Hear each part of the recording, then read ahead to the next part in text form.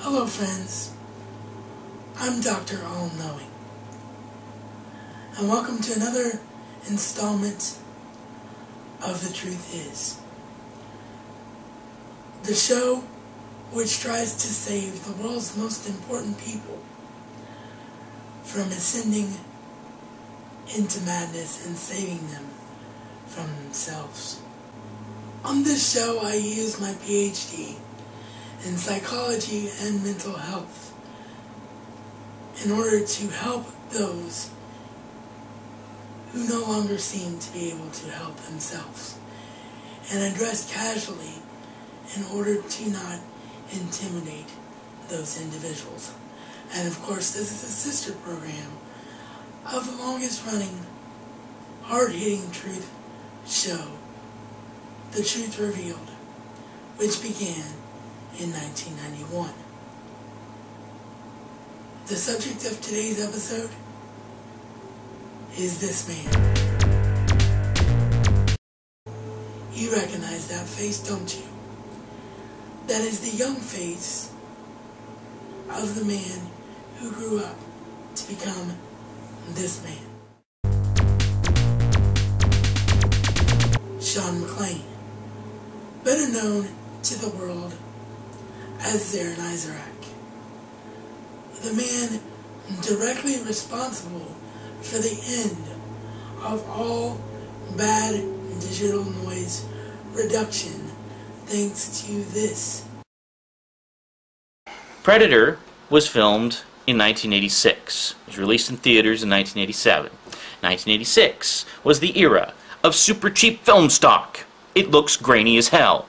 Now in the case of Predator, most people would argue it kind of adds something to the overall look and atmosphere of it to have the grain. It gives it a dirty grittiness. I mean, you're in the middle of this dirty, muddy jungle, and, you know, having the grain just kind of adds to the texture of the film. So if anything, Predator is one that actually looks really good grainy. You know, it's supposed to look like that. That's the type of film stock that was used. That's the way it should look on the transfer. Most classic films, when transferred properly, have the film grain structure intact because they're supposed to. If it's filmed on film, it's going to have film grain. In the case of Predator, it was filmed on very grainy stock. The transfer to Blu-ray should reflect that. What do we have instead? Some jackoff in front of a computer decided to crank the DNR up to fucking 11 and wiped out all the grain. I mean, you gotta understand, this was very grainy film stock to begin with, and they wiped it all. It is grainless. It looks like a fucking Pixar cartoon video game. That is not the way it's supposed to look. Yeah, so suffice to say, bottom line, I am not wasting my money on that piece of fucking shit transfer. However, unfortunately, the fame and notoriety that came from being the world's media savior seems to have slowly caused Zaranyzerak to descend into madness. I give you Exhibit A, an unhealthy obsession with the Teenage Mutant Ninja Turtles. Whee! So much fun! We're the Turtles! Ha ha ha ha! Look at our bubbly, happy logo and everything! Hee hee hee hee! New Turtles! We're kicking some shell! Even our logo's all sharp and dangerous. Old Turtles, New Turtles. Old Turtles, New Turtles. You see these two on the shelf? I think it's pretty easy to tell. Another way to tell is the old turtles have pupils. The new turtles don't need pupils. We don't need no stinking pupils. Exhibit B, a desire to be someone else.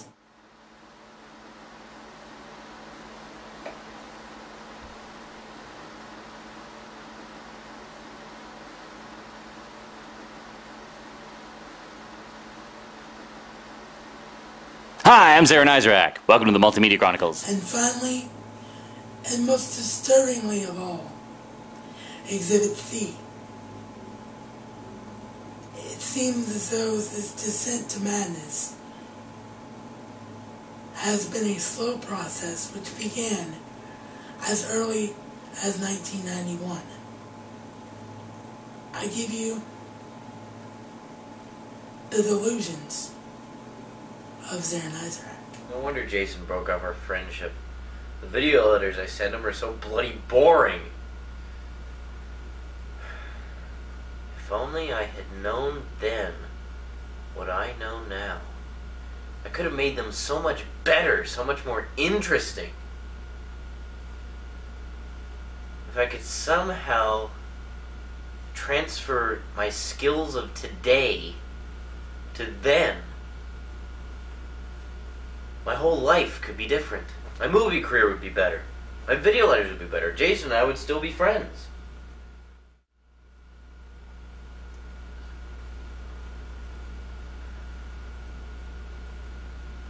There is one way.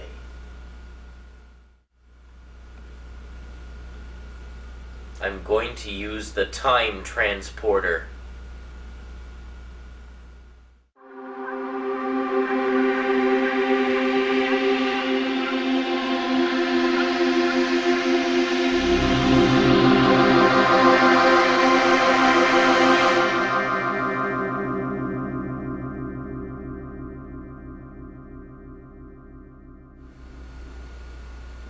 I won't tell if you don't tell. This booklet of helpful hints ought to do the trick. Target time, mid-1991. Location right here. Go. Now that you've seen all the examples, I must do my part to help save this vitally important individual. Sean, please listen closely. DVDs are inanimate objects. They cannot speak, nor do they speak to others. Therefore, the turtles were not talking to you and telling you how to differentiate between their two covers. It is physically and mentally impossible. Secondly, you are not Johnny Knoxville.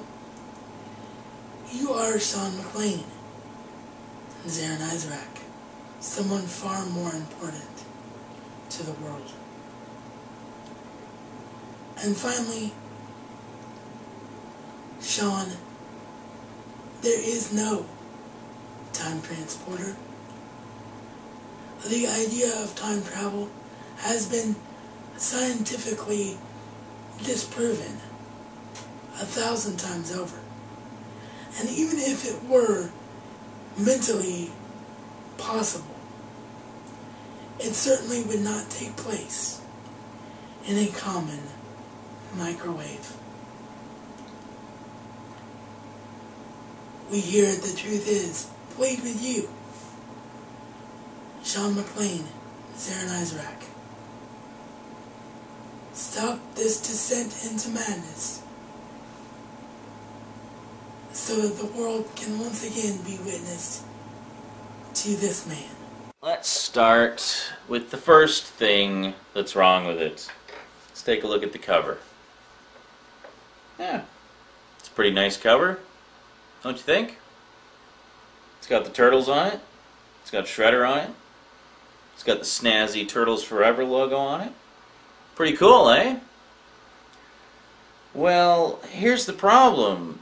Do you know anything about Turtles Forever? Well, for those of you who don't, basically it's an epic crossover story where the 2003 Turtles meet the 1987 Turtles and they team up with them.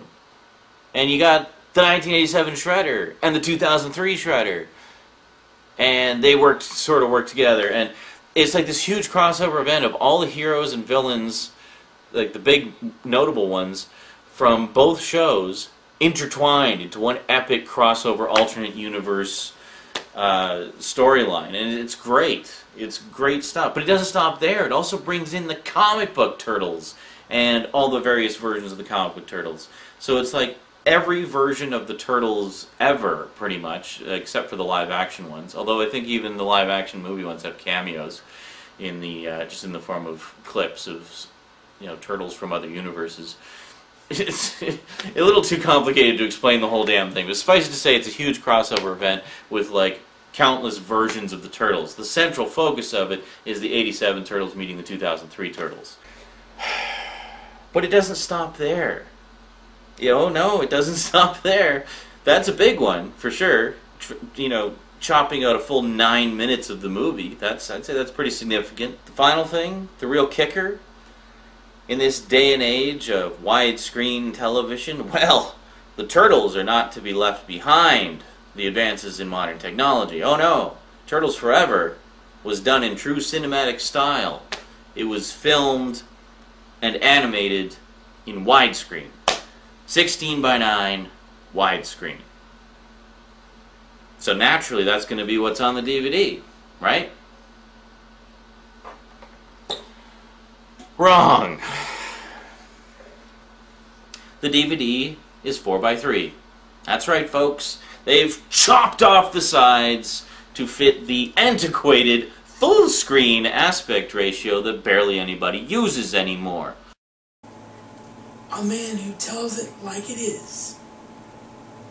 Case in point, Nickelodeon deciding to not only re-release Turtles Forever, but give the entire series, both of them, their proper releases. That's the man the world wants to witness, Sean. Not this one. Hey, how's it going? Well, it is currently 4:45 a.m. I just had a long talk with Zenthia and Decadent 7. I was talking about role-playing game stuff with Decadent 7, and she left suddenly. I think she crashed, actually. But anyway, yeah, I am drunk as fuck right now.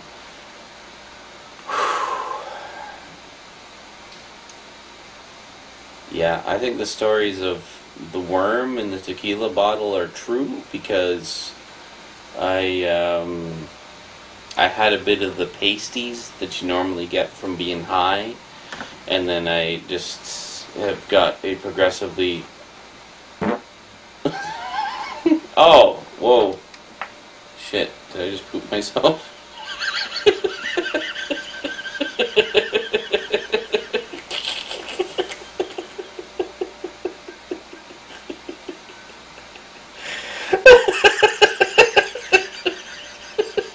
I don't think I did.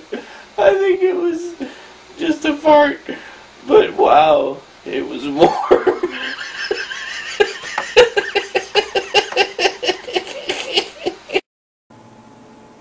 The world employs you, Zaranyzerak. Stop this all before it becomes too late. I'm Dr. Allknowing. And until next time, this has been The Truth Is.